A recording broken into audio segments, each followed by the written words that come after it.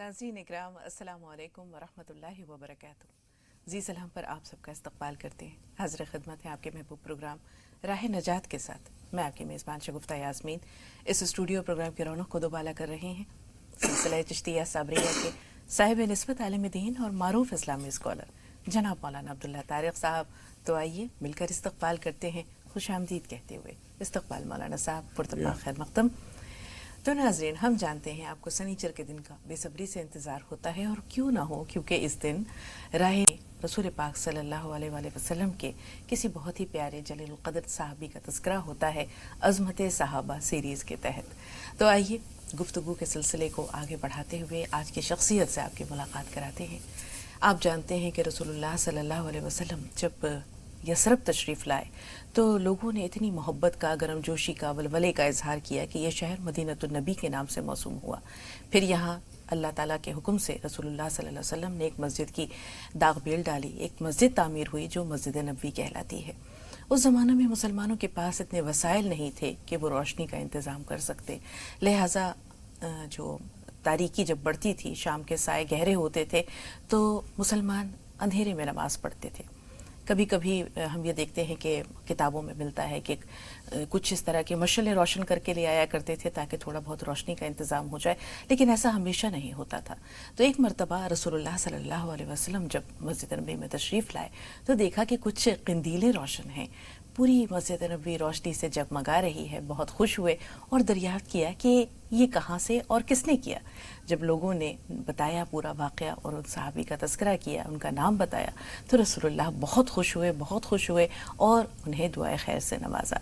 तो ये सहाबी हमारी आज की शख्सियत हैं, हज़रत तमीम बिन औस दारी रज़ियल्लाहु ताला अन्हु।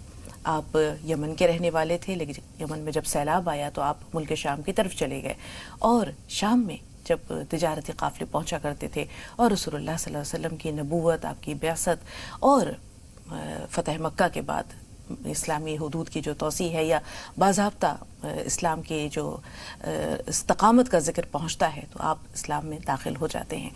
तौरात और इंजील के बहुत बड़े आलिम थे, लेकिन इब्तिदा से अगर हम हालात जानना शुरू करें मौलाना साहब के इस्लाम कैसे कबूल किया, वो पूरा वाक़या क्या था, और ख़ास तौर पर ये जो कंदीलें रोशन हुई, ये बड़ा प्यारा वाक़या है।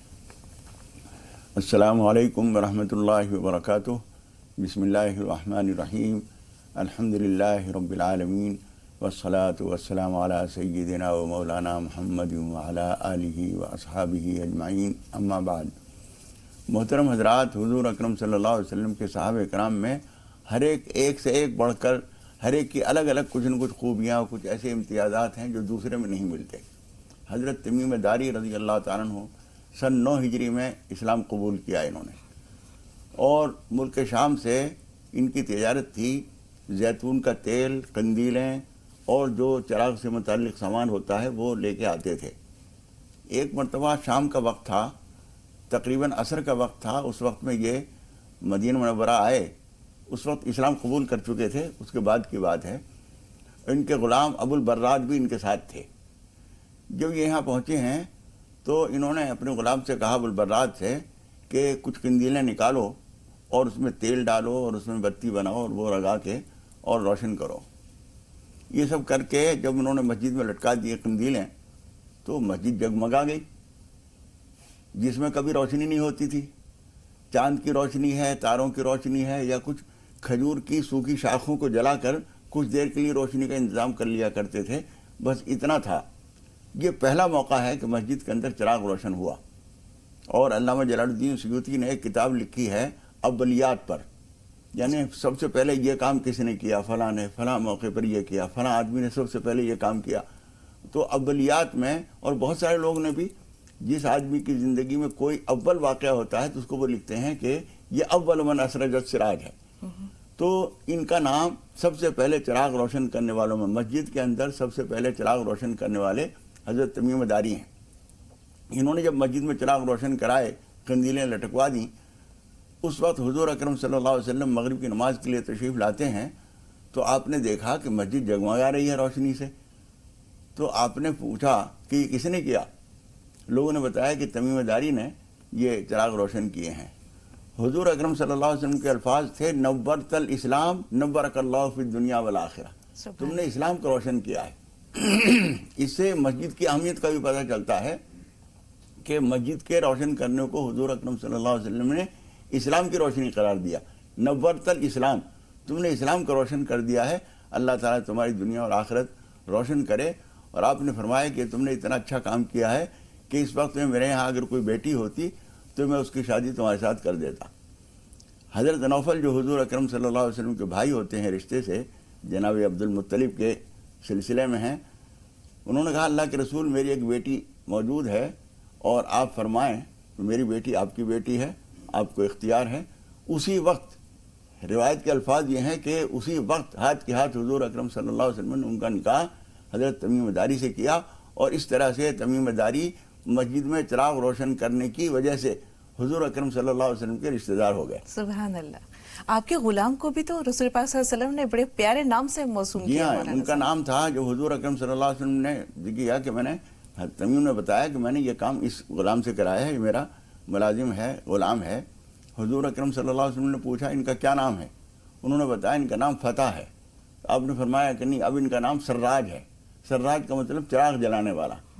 تو وہ پسند کرتے ہیں حضور اکرم صلی اللہ علیہ وسلم کے صحابہ کرام میں سے جس کو حضور نے جو نام دے دیا، تفریحاً کہہ دیا ہو، مذاق میں کہہ دیا ہو، بس اس نام کو انہوں نے اپنے نام سے زیادہ ترجیح دی۔ حضرت علی رضی اللہ تعالیٰ عنہ کو ابو تراب کہہ دیا تھا، بس وہ انہوں نے ابو تراب کو زیادہ پسند کیا۔ حضرت ابو ہریرہ کو ایک مرتبہ بلی ان کی آستین میں تھی، بلی کا بچہ، تو آپ نے فرمایا تھا انت ابو ہریرہ، تو بلی والا ہے یا بلی کا باپ ہے؟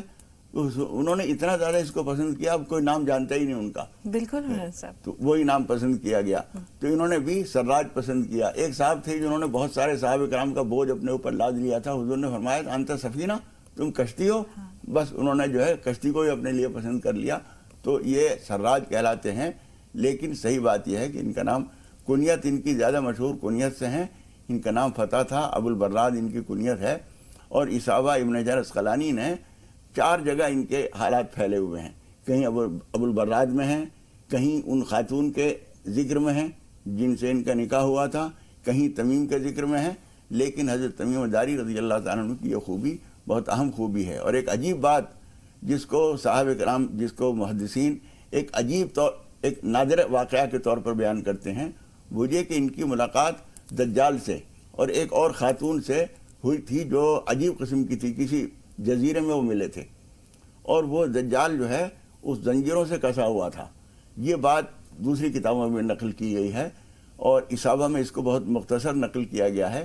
یہ بات انہوں نے دیکھی، تم کون ہو؟ انہوں نے پوچھا، تو انہوں نے کہا کہ میں دجال ہوں۔ انہوں نے کہا تمہارا کب آؤ گے، تم کیا کرو گے؟ انہوں نے کہا کہ ایک زمانے کے بعد مجھے آنا ہے۔ یہ ایک عجیب سا واقعہ ہے، دجال کو آنا ہے بہت بعد میں۔ بالکل مولانا صاحب، اور اس واقعے کو اس لیے بھی ہم چاہیں گے کہ تھوڑا تفصیل سے بیان کریں کہ کالر نے سوال کیا تھا اور تب ذہن میں ان کا نام نہیں آیا تھا، تو ہم نے سوچا کہ جب ہم ہر سنیچر کو عظمت صحابہ سیریز پیش کرتے ہیں تو کیوں نہ حضرت تمیم بن اوس داری کو جو ہے وہ شامل کر لیا جائے۔ یہ آپ یہ دیکھیں کہ بہت ایک عجیب واقعہ بھی ہے، اور اس کی دلیل جو ہے وہ صحیح مسلم میں بھی ملتی ہے۔ ایک حدیث کے ذریعے رسول پاک صلی اللہ علیہ وسلم نے یہ واقعہ بیان کیا۔ ایک خاتون ہے جو بتاتی ہیں کہ رسول اللہ صلی اللہ علیہ وسلم نے ہم سب کو مسجد میں نماز کے لیے بلایا، اور میں اتفاق سے اس طرف تھی جو مردوں سے تھوڑا الگ تھا لیکن قریب تھا اس جگہ سے، اس مقام سے۔ تو رسول پاک صلی اللہ علیہ وسلم نے کہا کہ میں ایک واقعے کا ذکر کرنا چاہتا ہوں، اور خوبی کی بات یہ ہے کہ اس کی سند جو ہے وہ حضرت تمیم کے واقعے سے بھی، ان کے تجربات سے بھی مل رہی ہے۔ ہوا یہ کہ حضرت تمیم بیان کرتے ہیں مولانا صاحب کہ میں اور میرا جو قبیلہ ہے لخم اور ایک اور قبیلہ، ہم سب جو ہے وہ سمندری سفر پہ تھے۔ سمندر میں اچانک اونچی اونچی موجیں اٹھنے لگیں اور ہمارا جو جہاز تھا ڈولنے لگا۔ ہم چھوٹی چھوٹی کشتیوں کے ذریعے ایک جزیرے پر پہنچے۔ تو ہم نے وہاں ایک جانور دیکھا۔ وہ جانور ایسا تھا جس کے پورے جسم پر بے انتہا بال تھے، تو اور ایسا پتہ نہیں، معلوم نہیں ہو رہا تھا کہ اس کا اگلا حصہ کہاں ہے اور پچھلا حصہ کہاں ہے۔ جساسہ اس کا نام بیان کیا گیا۔ جساس، جی اس سے پوچھا کہ تو کون ہے؟ تو اس نے کہا کہ میں جساسہ ہوں۔ پھر کہا کہ اندر ایک آدمی ہے جو تم سے ملاقات کا منتظر ہے۔ اب یہ ڈر گئے کہ کیا ہے، کہیں شیطان تو نہیں ہے۔ خیر یہ گئے وہاں، دیکھا کہ قوی ہے کل مخلوق، ایک انسان ہے، بہت لمبا چوڑا آدمی جو زنجیروں سے جکڑا ہوا ہے، اس کے دونوں ہاتھ گردن سے بندھے اور اس کے گھٹنے سے لے کر ٹخنے تک کا جو حصہ ہے وہ زنجیروں سے، لوہے کی زنجیروں سے جکڑا ہوا ہے۔ تو اس نے پوچھا کہ تم کون ہو؟ تو کہا کہ ہم رسول اللہ صلی اللہ علیہ وسلم کے ماننے والے ہیں. پوچھا کہ تم کون ہو؟ اس نے کہا میں دجال ہوں. پھر اس نے کہا کہ تم یہ بتاؤ کہ ایک نبی آخر الزماں ہے جن کا ظہور ہونے والا ہے, کیا انہوں نے نبوت کا اعلان کر دیا؟ تو انہوں نے کہا کہ ہاں کیا. پھر وہ کیا معاملہ ہوا؟ انہوں نے کہا کہ اپنی قوم نے ان کو اپنے ملک سے نکال دیا اور وہ مدینہ میں ہے اس وقت اور اسلام قائم ہو چکا ہے. پھر اس نے دجال نے 3 سوال پوچھے. سوال تو یہ پوچھا کہ جو بیسان ہے ایک علاقہ, اس میں جو کھجور کے درخت ہیں اس میں پھل آتے ہیں؟ انہوں نے کہا کہ ہاں پھل آتے ہیں. تو دجال نے کہا کہ ایک وقت آئے گا کہ جب وہ درخت سوکھ جائے گا. پھر دریائے تبریہ اس میں پانی ہے؟ بولے ہاں وافر پانی ہے. پھر ایک چشمہ ہے زہر, اس کا انہوں نے پوچھا, دجال نے پوچھا کہ اس چشمے میں پانی ہے؟ کہا کہ ہاں ابھی پانی ہے. تو کہا کہ جب یہ سوکھ جائے گا تو میرے خروج کا وقت, میرے باہر نکلنے کا وقت آسان, وہ جو ہے وقت آ جائے گا, قریب آ جائے گا, اور یہ جو زنجیریں تم دیکھ رہے ہو یہ اللہ کے حکم سے ٹوٹ جائیں گی اور میں باہر نکل جاؤں گا اور میں پورے دنیا میں 40 دن میں پھروں گا. اور بہت ساری اس نے اور باتیں بھی بتائیں جن کی تائید رسول پاک صلی اللہ علیہ وسلم نے بھی فرمائی. مولانا صاحب, تو ہم یہ دیکھتے ہیں کہ رسول پاک نے اس نے ایک بات اور بھی کہی تھی دجال نے کہ میں ہر جگہ جاؤں گا لیکن مکہ اور مدینہ ان 2 جگہوں پر میں نہیں جا سکوں گا, کیونکہ ان کی سرحدوں پر ایک فرشتہ ہے جو تلوار لے کر کھڑا ملے گا. مدینہ منورہ میں بھی اور مکہ مکرمہ میں بھی یہ 2 ارض مقدسہ ہے جہاں میں نہیں جا سکوں گا. تو رسول اللہ صلی اللہ علیہ وسلم نے اپنے عصائے مبارک کو یہ واقعات بیان کرتے ہوئے زمین پر مارا 3 مرتبہ اور کہا کہ یہ طیبہ ہے, یہ طیبہ ہے, یہ طیبہ ہے. تو یہ جو دجال کا واقعہ ہے, دجال کا خروج جو حقیقت ہے وہ بھی ہے اور اس کے خروج کا ایک وقت بھی ہے. تو ہم یہ دیکھتے ہیں کہ آج سائنٹیفک جو تحقیقات ہیں اس سے کچھ چیزیں ایسی ثابت ہو رہی ہیں کہ جیسے دریائے تبریہ ہے اس کا پانی کم ہو رہا ہے, یا جو بیسان میں درخت ہیں ان میں بھی جو ہے کھجور کی پیداوار میں کمی آ رہی ہے. تو یہ تو اللہ کو معلوم ہے کہ کب ہے اس کے خروج کا وقت, لیکن دجال کی حقیقت واقعی ہے. نہیں, اس بات کی خاص بات یہ ہے جس کو محدثین نے اس طور پر بیان کیا ہے کہ یہ ایک نادر واقعہ ہے. سارے واقعات تو جو حضور اکرم صلی اللہ علیہ وسلم بیان فرماتے ہیں وہ اللہ کی طرف سے حضور اکرم صلی اللہ علیہ وسلم کو بتائے جاتے ہیں, حضور اکرم صلی اللہ علیہ وسلم اہل ایمان کو بتاتے ہیں. یہ واقعہ ایسا ہے کہ اللہ تعالیٰ نے حضرت تمیم داری کو دکھایا اور ان سے پوری گفتگو ہوئی, اور وہ آ کے حضور اکرم صلی اللہ علیہ وسلم کو انہوں نے بتایا, اور حضور اکرم صلی اللہ علیہ وسلم نے اپنے منبر مبارک پر بیٹھ کر حضرت تمیم داری کے حوالے سے اس واقعے کو بیان فرمایا. یہ ایک نادر چیز ہے اس لحاظ سے بھی. تو یہ ایک نادر چیز ہے, اور ان کی زندگی میں مسجد کو روشن کرنا یہ ایک مثالی اور امتیازی چیز ہے جو کسی اور کے حصے میں یہ بات نہیں آئی. اور یہ بعد میں ایک عرصے دراز تک, اچھا حضور اکرم صلی اللہ علیہ وسلم نے ان کے لیے فلسطین میں ایک مقام بھی, ایک موضع دیا تھا کہ اس کی آمدنی سے تم اپنا خرچہ چلایا کرو. یہ پہلے عیسائی تھے, پھر انہوں نے اسلام قبول کیا تھا, اور اس کے بعد اسلام کے دور میں بھی ان کی خدمات بہت اچھی رہیں. اور حضرت ایک اور واقعہ ان کے حالات میں ملتا ہے کہ حضرت عمر رضی اللہ تعالیٰ عنہ کے زمانے میں ایک آگ نمودار ہوئی, اور حضرت عمر نے ان سے کہا کہ تمیم اس کو سنبھالو, اس کو دیکھو. انہوں نے کہا میں تو معمولی آدمی ہوں, یوں کہ نہیں, تمہیں کام کرنا ہے. اور وہ اٹھے اور اس آگ کو دھکیلتے ہوئے ایک جہاں سے وہ نکلی تھی کسی کمرے میں سے, کسی گھر میں سے, اس کے اندر پہنچا دیا, اور اس کمرے میں پھر یہ خود گئے اور ان کو کوئی اس سے نقصان نہیں ہوا. اس لیے اس سے معلوم ہوتا ہے کہ حضرت عمر رضی اللہ تعالیٰ عنہ ان کی روحانی طاقت کو اور ان کی تاثیر کو بہت سمجھتے تھے, بہت مانتے تھے. اور یہ بھی کہا کہ ان کو خیر اہل المدینہ کہا اس موقع پر, اس واقعے کی اس میں یعنی کہ داد دیتے ہوئے. مدینے کے لوگوں میں سب سے بہتر آدمی, سب سے بہتر, جہاں انہوں نے چراغ روشن کیا. وہیں کہتے ہیں کہ رسول اللہ صلی اللہ علیہ وسلم اس سے پہلے کھجور کے کسی تنے سے ٹیک لگا کر جو ہے وہ خطاب کیا کرتے تھے, خطبہ دیتے تھے. انہوں نے ممبر تک تعمیر کیا رسول اللہ صلی اللہ علیہ وسلم کے لیے. کچھ کتابوں میں یہ بھی ملتا ہے. اور جو آپ نے فلسطین میں شام میں جس زمین کے موضع کا ذکر کیا مولانا صاحب, تو لوگ یہ کہتے ہیں کہ رسول اللہ کے زمانے میں انہوں نے ایک زمین کا ٹکڑا مانگا, رسول اللہ نے کاغذ پر لکھ کر دے دیا کہ یہ ٹکڑا تمہارا ہے, جب شام فتح ہو جائے گا تو یہ زمین تمہاری ہوگی. حضرت عمر فاروق کے زمانے میں جب شام فتح ہوتا ہے تو یہ کہتے ہیں کہ یہ زمین کا ٹکڑا تو میرا ہے. لوگ کہتے ہیں, صحابہ جو موجود تھے انہوں نے کہا ذرا دلیل دو. تو حضرت عمر فاروق نے کہا کہ میں ہوں دلیل, میرے سامنے کا یہ واقعہ ہے, اور انہوں نے وہ کاغذ کا ٹکڑا نکال کر پیش کیا. تو بہت سارے ایسے واقعات بھی ہے. اس میں ایک حضور اکرم صلی اللہ علیہ وسلم کا ایک معجزہ بھی شامل ہے. معجزہ بھی ہے بالکل. جس طرح سے ایک شخص کو حضور اکرم صلی اللہ علیہ وسلم نے کسرا کے کنگن کو کہا تھا کہ یہ تمہارا ہوگا, تو جب حضرت عمر نے پوچھا کہ اس کا کوئی گواہ ہے, تو انہوں نے ایک گواہ بھی پیش کیا کہ ہاں یہ گواہ ہیں. حضرت عمر نے وہ ان کو دے دیا تھا. یہ واقعہ بھی جہاں ان کے لیے ایک منقبت ہے وہاں حضور اکرم صلی اللہ علیہ وسلم کا ایک معجزہ بھی ہے کہ برسوں پہلے جو ابھی وہ ملک فتح نہیں ہوا ہے اس ملک کے خاص گاؤں کو ایک صاحب کو دے دیا ہے اور وہ اس کے مالک ہیں اس کے قبضے میں آنے سے پہلے، اور اس کے بعد وہ ان کے پاس وہ آیا. اس سے حضور اکرم صلی اللہ علیہ وسلم کی صداقت پر بھی مزید مہر لگ جاتی ہے اور اس سے حضرت تمیم داری رضی اللہ تعالیٰ عنہ کی فضیلت بھی ثابت ہوتی ہے. یہ صحابہ کرام ہیں جو حضور اکرم صلی اللہ علیہ وسلم کی خوبیوں میں سے ایک ایک خوبی، دو دو خوبی ان لوگوں نے لی ہیں اور ہر ایک اپنی جگہ آفتاب و مہتاب ہے. بالکل مولانا صاحب، اور اس کے باوجود سادگی کا یہ عالم دیکھیے کہ اپنے گھر میں بیٹھے ہیں اور گھوڑے کو جو دانہ کھلانا ہے اسے خود اپنے ہاتھوں سے صاف کر رہے ہیں. لوگوں نے کہا کیا کر رہے ہیں؟ کہا کہ رسول اللہ کی سنت کو زندہ کر رہا ہوں. رسول اللہ بھی اپنے کام خود کیا کرتے تھے، گھر والوں کو تکلیف کیوں دوں؟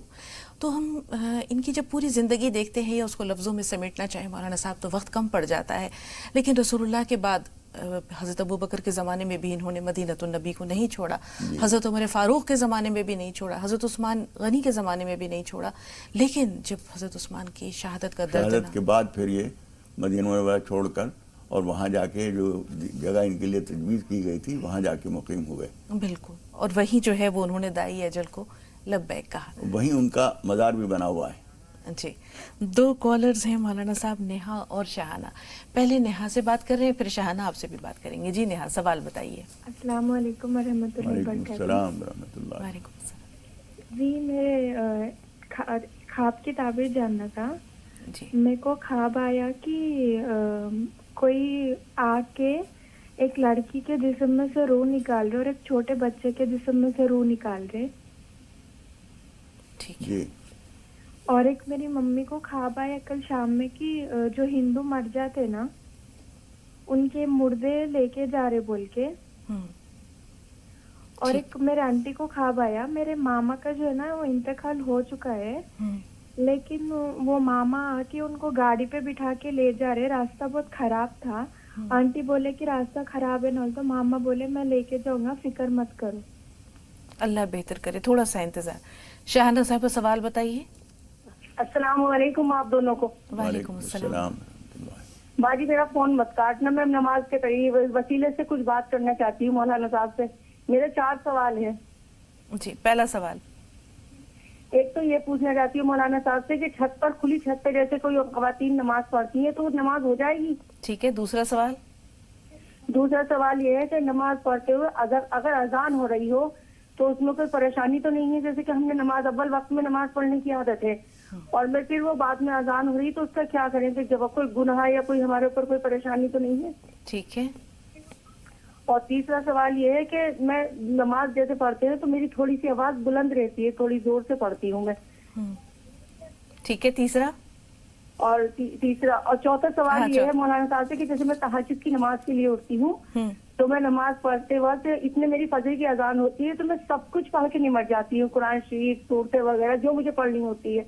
تو وہ صحیح ہے میرے لیے کہ میں نماز فجر سے پہلے پڑھ لیتی ہوں تہجد کے بعد؟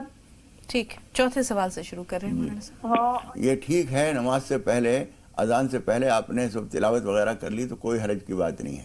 اور آپ جب نماز پڑھ رہی ہوں بشرطے کہ نماز آپ نے وقت شروع ہونے کے بعد شروع کی ہے جب تو ٹھیک ہے.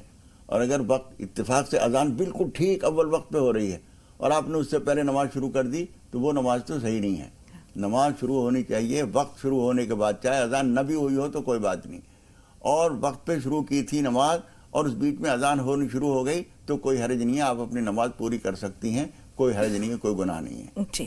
اور کھلی چھت پر عورت نماز ادا کر سکتی ہے؟ کھلی چھت پر نماز پڑھنا مناسب نہیں ہے، اس لیے کہ حضور اکرم صلی اللہ علیہ وسلم نے فرمایا کہ عورت کی وہ نماز جو مسجد کے مقابلے میں گھر پہ پڑھی جائے اچھی ہے، اور گھر میں بھی جو اندر کے کمرے میں پڑھی جائے وہ اچھی ہے، اور اس سے بھی اچھی وہ نماز ہے جو بالکل اندر کی کوٹھری میں ادا کی جائے. اس لیے بالکل اندر پڑھنا اچھا ہے. کسی مجبوری میں مہمان بہت آئے ہوئے ہیں، سارے کمرے گھرے ہوئے ہیں، کوئی جگہ نہیں ہے، آپ چھت کے اوپر پڑھ رہی ہیں، تب بھی اس میں کوئی ایسا کونا ڈھونڈیے جو کسی دیوار کے قریب ہو، کسی کونے میں ہو، اور دوپٹہ وغیرہ سب اہتمام سے لپیٹ لیجئے. کسی مجبوری میں آپ پڑھ سکتی ہیں، ورنہ چھت پہ نماز پڑھنا مناسب نہیں ہے. جی. نماز کی ادائیگی میں الفاظ جب ادا کر رہی ہوتی ہیں تو تھوڑی آواز بلند ہو جاتی ہے. آواز بلند ہونا مناسب نہیں ہے. نماز تو ہو جائے گی بشرطے کہ غیر محرم کے کانوں میں آپ کی آواز نہ پہنچے. اگر ایسا ہے تو بالکل غلط ہے. جی. ہلکے آہستہ آہستہ نماز پڑھیے. डॉक्टर समीना गाजियाबाद से। जी बहन बताइए सवाल क्या है? अस्सलाम वालेकुम बहन। हेलो जी जी। हाँ, मेरा सवाल थोड़ा सा कुछ जनाजे और मैयत के बारे में है। जब हम किसी मैयत में जाते हैं और वहाँ से जो मर्द हैं वो जनाजे के साथ कब्रिस्तान भी जाते हैं, तो मैयत से और कब्रिस्तान से वापसी के बाद क्या गुस्ल करना और जिन कपड़ों को हम पहने हुए थे उनको धोना लाजमी है क्या? ठीक है जी मौलाना साहब। गुस्ल कर लेना मुस्तहब है, अच्छा है। कपड़े धोना ज़रूरी नहीं है, एहतियातन अगर धो लें, इसलिए कि वहाँ धूल मिट्टी जो होती है उसकी वजह से भी एहतियात अच्छी है, और वहाँ जो कुछ असरात होते हैं उसकी वजह से भी गुस्ल कर लिया जाए तो बहुत अच्छा है, लेकिन ज़रूरी लाजमी नहीं है। जी जो शुरू में नेहा ने कुछ ख्वाब का जिक्र किया है मौलाना साहब, किसी औरत के जिस्म से रूह लड़की के जिस्म से रूह निकालना, किसी बच्चे के जिस्म से रूह निकालना, फिर अपने मामू का तस्करा भी किया। देखिए, रूह निकालते हुए किसी को देख रहे हैं हम, तो एहतियातन उसके लिए अल्लाह से पनाह मांग लेनी चाहिए, नमाज पनाह पढ़ लीजिए, इसलिए कि हो सकता है कि ये हमारे बारे में ही कहीं ना बताया जा रहा हो। कभी कभी ख्वाब में इशारों की ज़ुबान में बात बातें बताई जाती हैं, या हमारे किसी करीबी अजीज़ में से किसी बच्चे की रूह निकलने वाली हो, ऐसा हो सकता है। इसलिए नमाज पनाह भी पढ़ लीजिए, कुछ सदका निकाल दीजिए। और अब के मामू को इन्होंने जो ख्वाब में देखा है कि वो किसी गाड़ी में जा रहे हैं और रास्ता ऊंचा नीचा है, वो कह रहे हैं कोई परेशानी की बात नहीं, ये भी उनके लिए हक में अच्छा है। फिर भी आप अच्छा है कि कुछ थोड़ा बहुत पढ़कर उनको, अपने मामू मरहूम को सवाब पहुंचा दीजिए, और कुछ एक आध खुराक खाना वाना खिला दीजिए किसी गरीब आदमी को। जी कर्नाटक से वहीदा। बताइए बहन सवाल क्या है? अस्सलाम वालेकुम। वालेकुम अस्सलाम। मेरी अम्मी का सवाल था। अम्मी जो नमाज पढ़ते हमेशा तस्बीह पढ़ते रहते हैं, मगर वो बार बार बात ना करते, और बोले तो कुछ भी झगड़ा करते, बात पर झुझुराते, और हम लोगों को वो बात ही नहीं करती, ज्यादा से बहुत झुझड़ापन करते। वो नमाज पढ़ते मगर बात पर झगड़ा करते हैं। ठीक है, झगड़े का नमाज से कोई लेना देना नहीं है, या नमाज से झगड़े पर कोई असल मतलब इनका ये है कि नमाज तो पढ़ती है, बैठी हुई तस्बीह पढ़ती रहती हैं, झगड़ा करती रहती हैं। जी जी। तो आप लोग बर्दाश्त करते रहिए, माँ हैं, उनके गुस्से को आप बर्दाश्त कीजिए। कोई बात अगर सही कह रही हैं तो मान लीजिए, और अगर कोई गलतफहमी है तो आप प्यार से नरमी से उनको समझा दीजिए कि अम्मी ऐसा नहीं है, आप जो ये समझ के डांट रही हैं ऐसा नहीं हुआ था।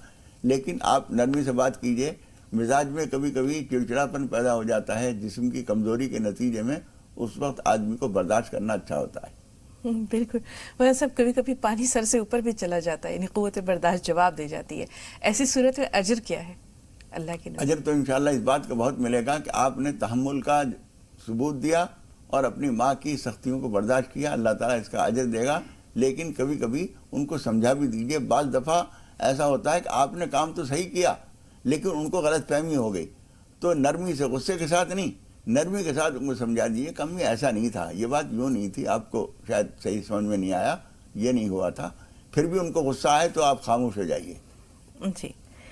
अब बाला चल रहे हैं गफ्फार भाई के पास। जी बताइए गफ्फार भाई सवाल क्या है? अस्सलाम वालेकुम। वालेकुम अस्सलाम। मेरा सवाल है कि जैसे जनाबत का गुस्ल करते हैं तो नमाज का टाइम हो रहा है, क्या दोबारा वजू करना जरूरी है या उससे ही वजू हो जाती है साथ में? बेहतर बेहतर। जी मौलाना साहब। वजू अगर हमारा पहले से मौजूद है तो नमाज के लिए अलग से वजू करना ज़रूरी नहीं है। जी। मेरठ से परवीन साहिबा, फरमाइए बहन सवाल क्या है? जी अस्सलाम वालेकुम। वालेकुम अस्सलाम। जी मेरा ये सवाल है कि मेरी नंद है, उनको 9-10 महीने हो गए हैं आए हुए, और 3 साल से वो परेशान कर रखा है उनके शौहर ने, और बहुत ज्यादा परेशान कर रखा है। उनके लड़का भी हुआ है, तो उनका घर पर ही हुआ है, हमारे यहीं पर ही। तो कहने भी नहीं आते, ना फोन करते हैं, मतलब बात पर चिड़ना, और ना ही फोन करते ना वो लेने आ रहे हैं। मैं इसका मसला जानना है कि हमें क्या करना चाहिए। कुछ ऐसे मामलात बन रहे हैं कि अच्छे नहीं हैं उनके घर के। आपकी तरफ से चाहिए आपसे बहन, आपकी तरफ से कोई शख्स वहाँ गया, आपके घर के बुजुर्ग जिम्मेदार अफराद गए हाल चाल पूछने के लिए या जानने के लिए कि वजह क्या है? जी पूछने जाते हैं, काम वाम कहते हैं कि हम काम कर लेंगे तो तब ले हैं, अभी काम चला है हमारा, ये है। जब काम भी नहीं करते थे पहले वो, लेकिन आप करने लगे हैं तो आते नहीं है, ना फोन करते हैं। बच्चे दो बच्चे हैं उनके, और پریشان ہیں, فون بھی نہیں کرتے, نہ پیار محبت والی کوئی بات ہی نہیں ہے ان کے اندر. مطلب ایک طرفہ محبت ہو رہی ہے, بیچ میں ہماری ندی کرتی ہیں محبت بھی, لیکن بہت یہ ہے بات. بس صرف دیکھیے کچھ باتیں ایسی ہوتی ہیں جس کی ہم تفصیل یہاں نہیں بیان کر سکتے. بس اتنا کہہ سکتے ہیں کہ ان خاتون کو سورہ بقرہ پڑھنی چاہیے. کم از کم 1 مہینے تک اس طرح پڑھیں کہ 3 دن پڑھیں, پھر اس کے بعد روک دیں, پھر اگلے ہفتے 3 دن پڑھیں, پھر روک دیں. اس طرح کر کے اور نماز پناہ پڑھ کر اللہ تعالیٰ سے دعا کریں.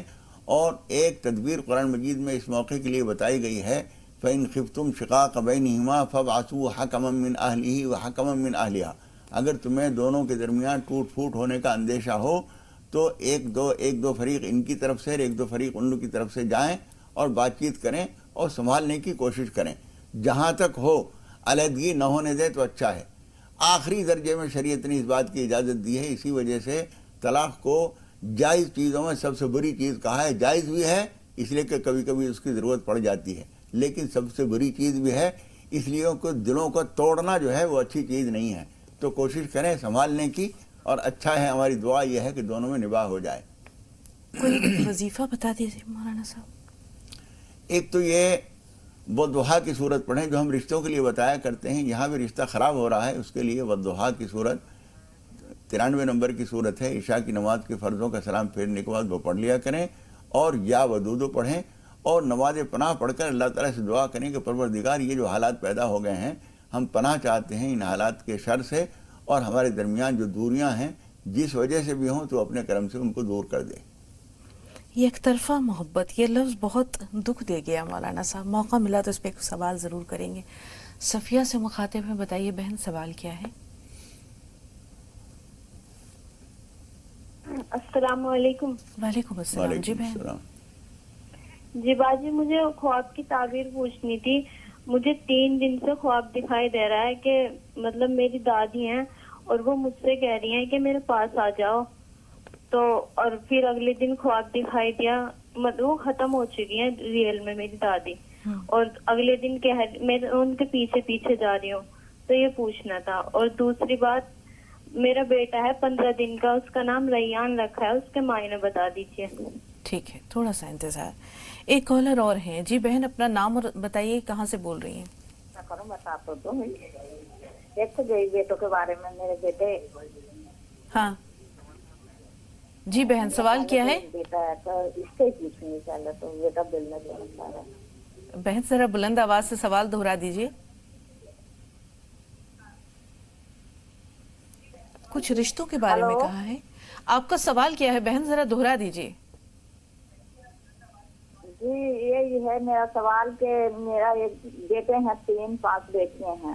ہاں. بیٹے میرے بالکل میرے طرف کو دھیان نہیں کرتے. ہم دونوں جنے ویسے بھی عمر کے لحاظ سے بھی اور گھر میں بھی کوئی آمدنی نہیں ہے, بالکل بھی کچھ نہیں دیکھ پاتے. اور بیٹا ایک سعودی چلا گیا ہے, اس کی شادی کر دی تھی, وہ بالکل ماں باپ اپنانے کے لیے بھی انکار نہیں کر رہا. ٹھیک ہے مولانا صاحب, کسی شاعر نے کہا ہے کہ زندگی روز نئے رنگ میں ڈھل جاتی ہے, کبھی دشمن تو کبھی دوست نظر آتی ہے, کبھی چھا جائے برس جائے گھٹا بن موسم, کبھی ایک بوند کو روح ترس جاتی ہے. وہ بہن نے کہا کہ وہ یک طرفہ محبت کر رہی ہیں, ان کی نند جو ہے وہاں بھی وہ ترس رہی ہیں شوہر کی محبت کے لیے. ابھی جن بہن نے سوال کیا انہوں نے کہا کہ ہم 2 جنے ہیں, یعنی وہ اور ان کے شوہر بڑھاپے میں بالکل اکیلے ہیں. 3 بیٹے 5 بیٹیاں, پھر بھی تنہائی اور اکیلے پن کا جو غم اور درد ہے. بیٹے شادی کر دی ان کی, چلے گئے, اب کوئی ماں باپ کو نہیں پوچھ رہا ہے. یہ دنیا جو ہے ایسی ہی جگہ ہے. ہم قبل اس کے کہ جن لوگوں سے ہم نے دل لگا رکھا ہے وہ ہم سے بے وفا ہو جائیں, اس سے پہلے ہمیں اللہ سے رابطہ بڑھا لینا چاہیے. بالکل. نماز کی پابندی کیجئے, اللہ میں لگ جائیے. کوئی ہماری طرف آتا ہے بہت اچھی بات ہے, نہیں آتا ہے, میں اس بات کو جانتا ہوں کہ ماں باپ کی ایک مجبوری ہوتی ہے. وہ فطرت نے, قدرت نے ان کے اندر ایک لگن ایسی پیدا کر دی ہے کہ اولاد کی طرف ان کا کھچاؤ ہوتا ہے. اولاد جو ہے لاکھ ان کو بے رخ ہو کے چھوڑ جائے لیکن وہ نہیں چھوڑ سکتے. یہ ایک مجبوری ہے جس سے ہمیں بے خبر نہیں ہے, لیکن اپنا تعلق اللہ کی طرف اتنا بڑھا دیجئے کہ مغلوب ہو جائیں یہ ساری محبتیں جو دنیا کی فانی محبتیں ہیں. دنیا ایسے ہی کرتی ہے. کسی شاعر نے کہا ہے, وہ شعر تو مجھے اس کا یاد نہیں لیکن مفہوم اس کا بہت اچھا ہے, کہ فاختہ کے بچے اس وقت تک اس کے ساتھ ہیں جب تک پر نہیں آتے، اسے چھوڑ جائیں گے جس دن پر نکل آئے. تو پر نکل آتے ہیں، شادی ہو گئی، اب کیا کام رہا ماں باپ کا؟ جوان ہو گئے، کمانے کھانے کے قابل ہو گئے، پڑھنا لکھنا جو کچھ مقدر میں تھا ماں باپ نے وہ کرا دیا، شادی ہو گئی، بچے ہو گئے، تو ماں باپ کی اب ضرورت کیا؟ ان کا کام پورا ہو گیا. بس میں گئے تھے، بس سے سفر پورا ہو گیا، اب اس سے اتر کے چلے گا، بس کہاں جا رہی ہے؟ ہماری بلا سے. تو یہ ماں باپ کی حیثیت اس وقت کے لوگوں نے، اس وقت کے بچوں نے، اولادوں نے ایک بس کی بنا لی ہے. بس ہے، ٹرین ہے، ہم نے اپنا سفر تم سے پورا کر لیا، ہم نے چھوڑ دیا، اب تم کہیں بھی جاؤ ہماری بلا سے. تو جب یہ بے رخ ہو جائیں اس سے پہلے آپ اپنا رخ اللہ کی طرف موڑ لیجئے، اور اللہ تعالیٰ سے ہم دعا کرتے ہیں اللہ تعالیٰ آپ کو صبر عطا فرمائے، سکون کی زندگی دے. بالکل. 2 کالرز ہیں. نرگس صاحب آپ سے مخاطب ہیں بہن، سوال بتائیے. رحمت اللہ وبرکاتہ. وعلیکم السلام ورحمۃ اللہ وبرکاتہ. بہت دنوں سے خواہش تھی کہ شگفتہ باجی آپ سے بھی بات ہو جائے، اور آج ہو گئی ہے. الحمدللہ الحمدللہ بہن، اللہ تعالیٰ آپ کو جزائے خیر دے اور محبتوں کو برقرار رکھے. جی بتائیے بہن، سوال کو کیا؟ اللہ تعالیٰ خوب صحت دے، آپ کو دے تندرستی دے. ماشاءاللہ آپ بھی بہت نالج رکھتی ہیں شگفتہ بہن، اور آپ سے بہت اچھا لگتا ہے مل کر. بہت میرے شکریہ بچوں کے لیے جی گزارش ہے مولانا صاحب سے کہ میرے انصاف سفیان کے لیے ہمیشہ دعا کرتے رہے، میرے امی کے لیے دعا کرتے رہے، صحت اور تندرستی ملے. آمین. میرے شوہر کو بھی روزی میں برکت ہو، اس کے لیے دعا کریں. اور مولانا صاحب سے ایک سوال ہے جی کہ یہاں کچھ لوگ بال خریدنے آتے ہیں، کیا بال سر کے بیچنا جائز ہے؟ ٹھیک ہے، تھوڑا سا انتظار. غلام مصطفیٰ بھائی سوال بتائیے. السلام علیکم ورحمۃ اللہ وبرکاتہ. وعلیکم السلام ورحمۃ اللہ وبرکاتہ. جی مولانا صاحب سے میں جاننا چاہتا ہوں کہ جب استنجا کے لیے جاتے ہیں تو استنجا کے بعد جب مجھے کھڑا ہوتا ہوں تو مجھے ایسا محسوس ہوتا ہے کہ میرا قطرہ باہر آ گیا ہے. تو اس صورت میں کیا میں اپنے آپ کو پاک سمجھوں؟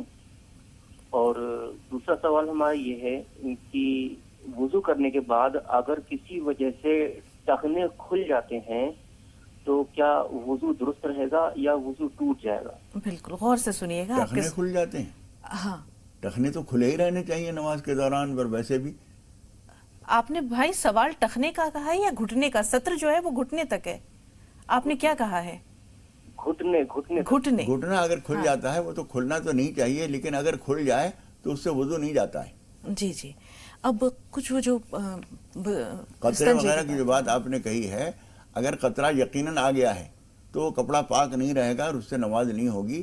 اس لیے ایک تو اس باب میں ہم مشورہ دیں گے کسی حکیم سے، کسی اچھے جاننے والے سے علاج بھی کرائیے، اس لیے کہ یہ مثانی کی کمزوری کی وجہ سے یہ بات پیدا ہوتی ہے. دوسری بات یہ ہے کہ وضو کے بعد اگر قطرہ آنے کا مسلسل سلسلہ ہے تو ایسا کیجئے کہ وہ انڈر ویئر یا وہ لنگی یا کوئی پاجامہ اس کے لیے الگ رکھیے. نماز کے وقت میں وہ لنگی آپ باندھیں اور نماز پڑھیں، پھر اس کے بعد وہ کپڑے پہن لیں جس میں آپ کو شک ہو گیا ہے. جی. بہن نے سوال کیا ہے کہ جو بال فروخت خریدنے آتے ہیں، جسم کی کوئی چیز کا بیچنا جائز نہیں ہے، اس لیے جو لوگ ایسے خریدنے آتے ہیں ان کو دیجیے نہیں. اور ویسے بھی بال کتنے اتریں گے؟ 2 4 10 بال اتریں گے، 1 گرام 2 گرام بھی نہیں ہوں گے. اس کا کیا حاصل ہوگا سوائے اس کے کہ ہم ایک غلط کام کریں گے اور خاص فائدہ کچھ ہوگا نہیں. اس لیے ایسے بال جو اترتے ہیں ان کو کہیں ایک طرف دفن کر دینا چاہیے، مٹی میں قبرستان میں دبا دینا چاہیے. بال یا جسم کا کوئی حصہ بھی بیچنے کا مولانا صاحب بہت ساری دعاؤں کی درخواست بھی، جیسے روزی میں اللہ تعالیٰ بچوں کے لیے بھی اور سب لوگوں کے لیے ہم دعا کرتے ہیں اللہ تعالیٰ ہر ایک کی مشکل آسان فرمائے، سب کو سکون چین عطا فرمائے. آمین. ہنا آپ کا سوال لے رہے ہیں، لیکن ایک بہن نے جو سوال کیا تھا کہ ان کی دادی ان کو لینے آئی ہیں، اس بارے میں ضرور جانیں گے. اہم سوال ہے. ہنا بتائیے سوال کیا ہے؟ السلام علیکم آپ دونوں لوگوں کو. وعلیکم السلام. جی بہن. جی اپنی پلیز پوری بات سن لینا، کیونکہ جب تک میں پوری بات کہہ پاتی ہوں پتہ نہیں کیوں ہمیشہ میرا کال کٹ جاتا ہے، جبکہ میں جلدی اپنی بات ختم کر دیتی ہوں. ایسا کچھ نہیں ہوتا ہے نا، یہ سب جو ہے مواصلاتی رابطے ہیں، یہ اس میں انسان کا کوئی پتہ نہیں کیوں میرے ساتھ ہی ایسا ہوتا ہے. چلے اللہ سے میں بتاتی ہوں. جی جی بہتر بہتر. اور مولانا صاحب کی دعاؤں سے مولانا صاحب نے ماشاء اللہ جو مجھے بتایا تھا وظیفہ پڑھنے کے لیے کہ وہ دعا کی ضرورت عشاء کے فرض کے بعد، میں لگاتار 2-2.5 سال سے مستقل میں وہ پڑھ رہی تھی اور یا لطیفوں کی تصدیری اللہ کے شکر سے اور آپ کی دعاؤں سے، اپنی مولانا صاحب کی دعاؤں سے اللہ تعالیٰ نے میرے لیے ایک بہت اچھا رشتہ بھیجا. اور وہ رشتہ پکا بھی ہو گیا ہے اپی, اور مطلب کہ شادی بھی طے ہو گئی ہے. لیکن اپی مجھے آپ سے اور مولانا صاحب سے کہنا تھا کہ پلیز میرے لیے آپ دعا کر دیں. مولانا صاحب میرا نام لے کے میرے لیے اللہ سے دعا کر دیں. اپی گھر میں اتنی مشکل ہے, جب سے امی کا آپریشن ہوا ہے امی کی طبیعت میں جو پیسے تھے وہ سب بھائی کے خرچ ہو گئے, اور پتہ نہیں کیوں رشتہ بھی اللہ تعالیٰ نے میری آزمائش لینے کے لیے ایسے ٹائم پہ بھیجا ہے اپی کہ گھر پہ پیسے نہیں ہیں, اور ایک بھائی کی جاب چھوٹ چکی ہے, اور ایک بھائی کا کام بالکل بند ہو گیا. آپ تو دہلی کے عالم جانتے ہی ہیں کہ اس وقت کیا چل رہا ہے, ان کا کام بھی بند ہو گیا ہے. مولانا صاحب اتنی پریشانی ہے, امی اتنی ٹینشن لے رہی ہیں, بہت زیادہ. امی بھی ہمیں بھی ٹینشن ہے, گھر میں پیسہ نہیں ہے, اور شادی رشتہ ایسا تھا کہ اب بھی ہم منع نہیں کر سکتے تھے, اور شادی ہمیں طے کرنی پڑی, ان لوگوں کی بھی جلدی کرنی تھی. آپ پلیز بہت زیادہ میرے لیے, آپ بھی اب بھی جب آپ اللہ کو یاد کریں, نماز پڑھیں, اور مولانا صاحب آپ بھی خدا کے لیے میرے لیے دعا کریں. بہت آپ لوگوں کی. کہاں سے بول رہی ہیں ہنا, آپ کہاں سے بول رہی ہیں؟ جی اپی میں بلند شہر قصبہ سیانہ سے بول رہی ہوں. ٹھیک ہے بیٹے, ضرور دعا کریں گے آپ کے لیے. اللہ تعالیٰ آپ کے لیے جو رشتہ طے ہوا ہے وہ آسانی سے ہو جائے. وہ جو دعا آپ پڑھ رہی ہے, سورت پڑھ رہی ہے, وہ پڑھتی رہیے. اس کے اخیر میں ایک لفظ ہے فَسَوْفَ يُعْطِيكَ فَتَرْضَىٰ, ان قریب اللہ تعالیٰ تمہیں دے گا اور تم راضی ہو جاؤ گے, خوش ہو جاؤ گے. اس کے اندر یہ بشارت ہے, اللہ تعالیٰ تمہیں آسانی سے سارے کام کرائے. ہمت نہ ہاریے, دعا مسلسل کرتے رہیے, اللہ تعالیٰ آسان فرمائے گا. ہم بھی ضرور دعا کریں گے نام لے کر قصبہ سیانہ ضلع بلند شہر کی ہنا کے لیے انشاءاللہ. مولانا صاحب جس طرح درد سے اور آس کے ساتھ دعا کی ہے کے لیے کہا ہے, تو ہم تو اللہ کے معمولی, میں اپنی بات کری ہوں, اللہ کی معمولی بندی ہوں. اللہ تعالیٰ آپ کی زبان مبارک میں تاثیر دے, اور اللہ کے نزدیک بھی اللہ جو ہے وہ ضرور انشاءاللہ آسان کرے یہ معاملہ. خوشی خوشی آپ کی شادی ہو, آپ اپنے گھر جائیں, بھائیوں کی جو جاب چھوٹ گئی ہے وہ بھی لگ جائے. اللہ تعالیٰ آپ کی والدہ کو بھی ذہنی سکون اور چین دے. فاطمہ آپ سے مخاطب ہے, بتائیے بہن کیا سوال ہے؟ السلام علیکم. وعلیکم السلام. جی پہلے دعا گزارش ہے. جی مولانا صاحب تک پہنچ گئی. اللہ تعالیٰ آپ کو راحتیں, خوشیاں, ہمارے دو سوال ہے, عطا فرمائے. سننا جیسا کہ ہمارے استخارہ کی جو ہمارے دو سوال ہے, پلیز فون مت کاٹنا, بہت مصیبت سے فون لگا ہے. بہن ہمارے پاس ایسا کوئی آلہ نہیں ہے جو ہم آپ کی کال کاٹ دیں گے, ایسا کچھ بھی نہیں ہے, قلم ہاتھ میں پکڑ رکھا ہے. جی بتائیے. بہت روز سے فون لگا رہے. جی جی فرمائیے. تو یہ جیسا ہمارا کہ استخارہ کی نماز رشتے کے لیے کرے تھے ہم نے, تو اس میں شیطان وسوسہ ڈالتا کیا؟ اچھا, دوسرا سوال. دوسرا سوال یہ ہے کہ استخارہ کی ہم نے اس کے لیے رشتے کے لیے کرے تھے ایسا, تو پھر اس میں ایسا دکھا تھا کہ نہ کے برابر چور آئے, ڈاکو آئے, ایسا دکھا تھا خواب, تو وہی رشتے کے لیے ڈبل استخارہ کر سکتے ہیں. ہمارا دل ادھر ہے, وہ لوگ بھی جیسے بہت بول رہے ہیں آؤ کر کے, لیکن ہم نے ایسا کچھ بتا ہی نہیں. تو اس کے بارے میں ایسا شیطان وسوسہ ڈالتا ہے اور وہ رشتے کے لیے ڈبل استخارہ کر سکتے ہیں. ٹھیک ہے مولانا صاحب, استخارے کی نماز اگر ادا کی ہے تو ان کا یہ کہنا ہے کہ شیطان اس میں کچھ وسوسہ ڈال سکتا ہے نماز کے دوران, اور دوسرے ایک بار استخارہ کیا کچھ موضوع جواب نہیں ملا تو پھر دوبارہ استخارہ کر سکتے ہیں؟ دوبارہ تبارہ کریں جب تک کہ واضح جواب نہ آ جائے. کوئی حرج نہیں ہے, بار بار کیجیے. شیطان وسوسہ بھی ڈالتا ہے؟ شیطان وسوسہ ڈالے گا, لیکن شیطان کو اتنا اختیار نہیں ہے کہ ساری کائنات پہ کیپچر کر لے, اللہ میاں کو بے بس کر دے. شیطان ایسی کوئی طاقت نہیں ہے. جب ہم اللہ کا نام لیتے تو بھاگ جاتا ہے. وَإِذَا ذَكَرَ اللَّهَ خَنَسَ, حضور اکرم صلی اللہ علیہ وسلم فرماتے ہیں جب بندہ اللہ کا نام لیتا ہے تو وہ پیچھے ہٹ جاتا ہے. تو اتنا زیادہ شیطان کی طاقت کا اعتراف نہ کیجیے کہ اللہ بھی نعوذ باللہ کچھ نہیں کر سکے گا, شیطان صاحب آ گئے تو اللہ میاں بے بس ہو گئے. ایسا نعوذ باللہ نہیں ہے. آپ اللہ کو نام لیں گے شیطان بھاگ جائے گا. مولانا صاحب صفیہ نے جو سوال کیا تھا کہ ان کی پہلے تو 15 دن کا بیٹا ہے, اس کا نام ریان ہے, یہ نام کیسا ہے؟ دوسرے دادی جو مرحومہ ہیں وہ کہہ رہی ہیں کہ میں تمہیں لینے آئی ہوں. دیکھیے ریان نام تو اچھا ہے. حضور اکرم صلی اللہ علیہ وسلم نے بتایا ہے کہ جنت کے جو دروازے ہیں ان میں سے ایک خاص دروازہ ہے جو روزے داروں کے لیے اسپیشل بنایا گیا ہے, اس کا نام ریان ہے. تو نام تو ٹھیک ہے, لیکن جانے والا جو دنیا سے جا چکا ہے, جو وہ کسی کو خواب میں آ کے یہ کہتا ہے تم چلو, اور یہ کہہ رہی ہے کہ میں ان کے ساتھ چلنے بھی لگی ہوں, یہ بات اچھی نہیں ہے. وہ اپنی دنیا میں لے جانا چاہتی ہیں. آپ اس کے لیے کچھ صدقہ کیجئے زیادہ مقدار میں, اور اللہ تعالیٰ سے نماز پناہ مانگیے, اپنی زندگی اپنی عمر میں خیر و برکت مانگیے. انشاءاللہ تعالیٰ آپ کی عمر میں اضافہ ہو جائے گا انشاءاللہ. شبیر بھائی جموں اینڈ کشمیر سے, جی فرمائیے بھائی سوال کیا ہے؟ السلام علیکم. وعلیکم السلام ورحمۃ اللہ وبرکاتہ. جی بھائی. جی مجھے یہ پوچھنا تھا کہ اگر غسل کرنے کے بعد کیا نماز کے لیے نیا منہ دھونا پڑے گا؟ ٹھیک ہے, اور بھی کوئی سوال؟ اور دوسرا سوال میرا یہ ہے کہ جب ہم پیشاب کے لیے چھوٹے پیشاب کے لیے بیٹھتے ہیں تو پیشاب کی چھینٹیں جو وہ کپڑے پہ آ جائے تو انسان کو یہ رہ جائے کہ میرے کپڑے نماز کے لیے نہیں رہے، تو ہمیں کیسے تصور کریں، کیا کرنا چاہیے ہمیں اس وقت؟ جی بہتر. پیشاب کرنے بیٹھے ہوئے کیا ہوا؟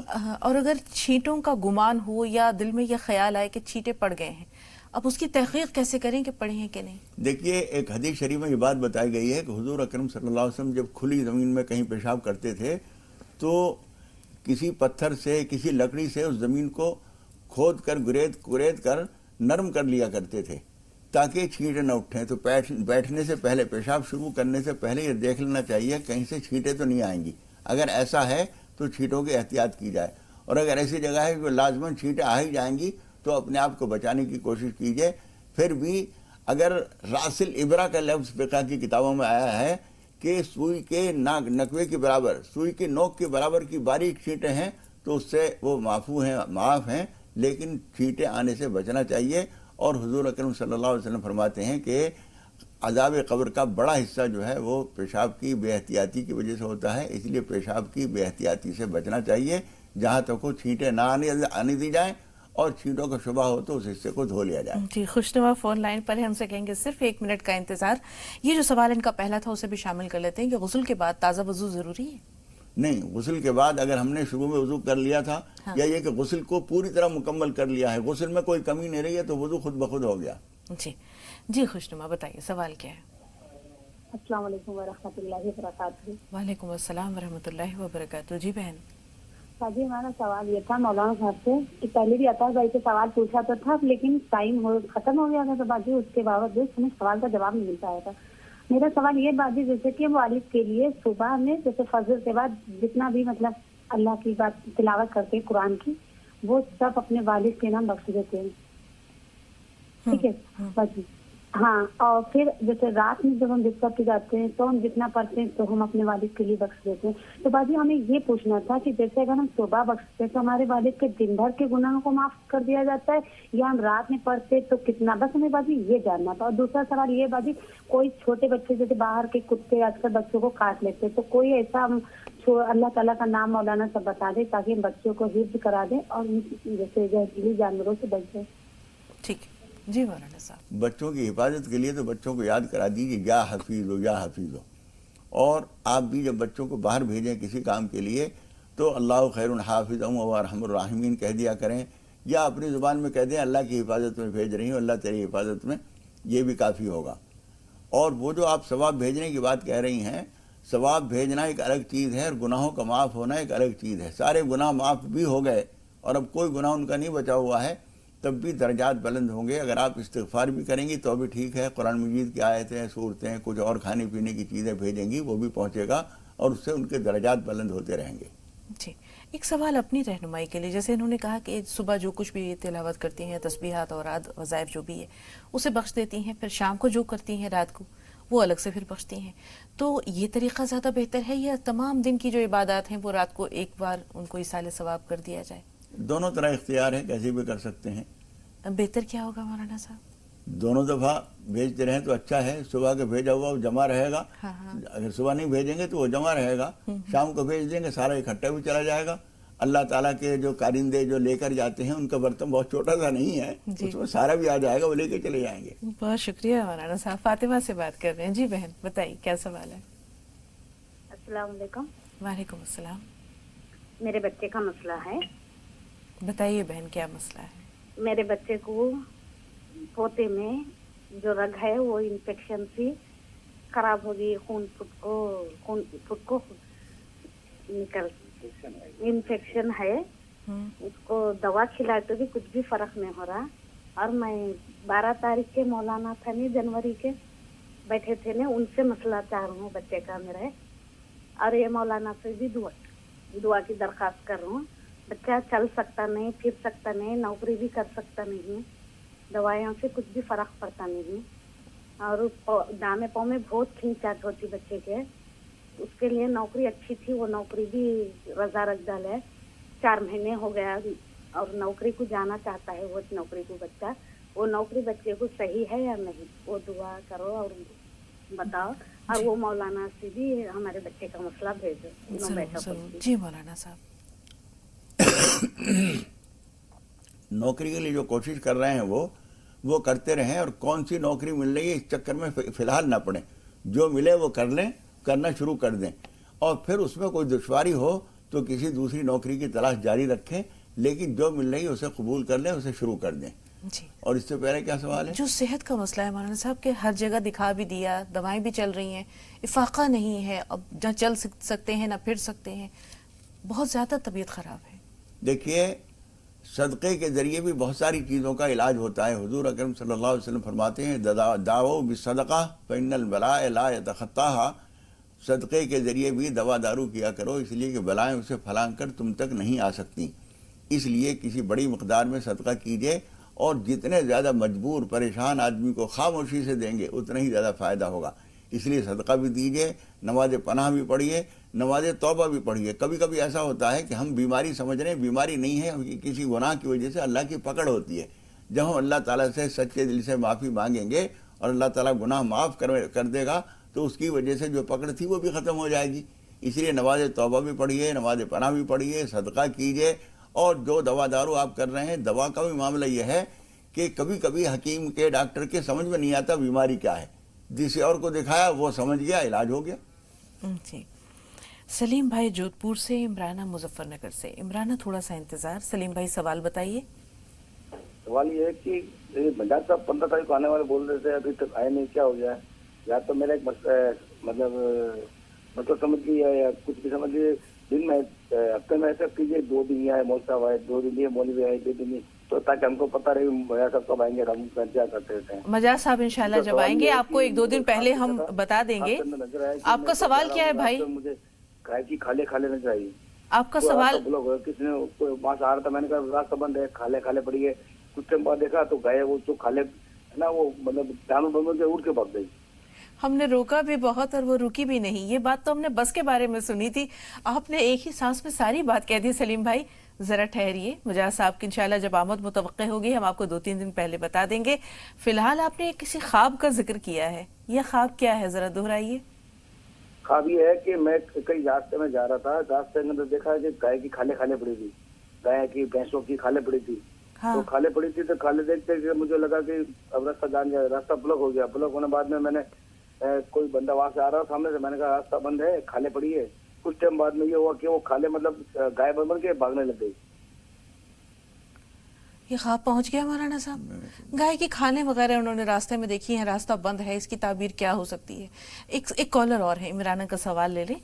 जी इमराना बताइए सवाल क्या है? जी ख्वाब है. बताइए अपना ख्वाब. कल फजर के वक्त एक ख्वाब दिखा, जब एक बच्चा नल चला रहा तो फिर वो सब चल नहीं रहा नल, तो मैंने क्या करा, उसका हाथ काट दिया. जी मुझे बहुत परेशानी हो रही कल से ही. ये ख्वाब पहुंचा मौलाना साहब? हाँ, ये ख्वाब अच्छा नहीं है. आपके ज़रिए खुदा न खास्ता किसी का कुछ नुकसान हो सकता है. हाथ ही ज़रूरी नहीं, किसी की ताकत को आपसे नुकसान पहुंचेगा. आप अल्लाह ताला से पनाह मांग लीजिए, कुछ सदका निकाल दीजिए. कम से कम 6 रकात नफिल नमाज पढ़ लीजिए 2-2 करके, और कुछ सदका निकाल दीजिए. और ऐसे ख्वाबों के बारे में हम बहुत दफ़ा बार बता चुके हैं कि जैसे ही आँख खुले एक तो करवट बदल देनी चाहिए, और बाएं तरफ उल्टे हाथ की तरफ थुतकार देना चाहिए. 3 मरतबा औज़ु बिल्लाहि मिनश शैतानिर रजीम पढ़ लेनी चाहिए, और उठने के बाद सदका निकाल दिया जाए, नमाज पनाह पढ़ ली जाए, तो ऐसे नुकसान ख़त्म हो जाता है इस तरह से बुरे ख्वाब का. जी. अब भाई ने जो ख्वाब बयान किया वो कुछ खालें देखी हैं, रास्ता बंद है, कुछ दुश्वारियों का जिक्र है. देखिए, आने वाले वक्त में आपके लिए खुदा न खास्ता कुछ दुश्वारियाँ हो सकती हैं, और हो सकता है इस वक्त भी आप किसी दुश्वारी से गुजर रहे हों. उसके लिए सदका कीजिए, नमाज तौबा और नमाज पनाह पढ़कर अल्लाह ताला से पनाह मांगिए कि परवरदिगार मेरी राहों में जो दुश्वारियाँ, जो रुकावटें हैं, उनको अपने करम से दूर फरमा दे. और कसरत से इस्तिग़फ़ार और दुरूद शरीफ पढ़ते रहिए. जी, बहुत बहुत शुक्रिया मौलाना साहब स्टूडियो में तशरीफ़ आवरी के लिए और नाज़रीन की भरपूर रहनुमाई के लिए. अल्लाह आपको सेहत और आफ़ियत दे, और इंशाल्लाह फिर आपसे जल्दी मुलाकात हो.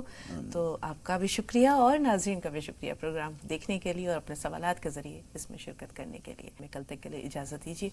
अस्सलामु अलैकुम व रहमतुल्लाहि व बरकातुहू. अस्सलामु अलैकुम व रहमतुल्लाहि व बरकातुहू.